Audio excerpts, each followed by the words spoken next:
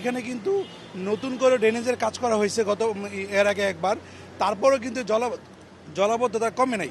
এবং এই জলাবদ্ধতা কমানোর বিষয়ে প্রশাসনের কি পদক্ষেপ বা স্থানীয় যে প্রশাসন আছে তাদের কি পদক্ষেপ সেটাও আমাদের তেমন একটা চোখে পড়ে নাই। একদম সামান্যতম বৃষ্টি যদি হয় তাহলে সকাল থেকে এরকম হাঁটু পানি জমে যায় এবং এটা দীর্ঘক্ষণ স্থায়ী থাকে। যেমন আজকে যে পানিটা জমছে এটা দুপুরের আগে এটা ক্লিয়ার হবে না, এর মাঝে যদি আবার বৃষ্টি হয় তাহলে এরকম জলাবদ্ধতা আবার থাকবে এবং মানুষের যে অফিস যাতায়াত, হসপিটাল যাতায়াত সব কিছুতেই ব্যাঘাত সৃষ্টি হয়। বাসাবু থেকে যখন ফ্লাইওভার উঠি ওইখানেও প্রচুর জ্যাম। এরপর যখন রাজারবাগ থেকে এদিকে নামার পরে পানি মানে একদম হাঁটু পানি থেকে বেশি। এখন রাজারবাগ গ্রিনল্যান্ড কাউন্টারের ফার্স্ট থেকে যে পানি ওইটা আরও বেশি।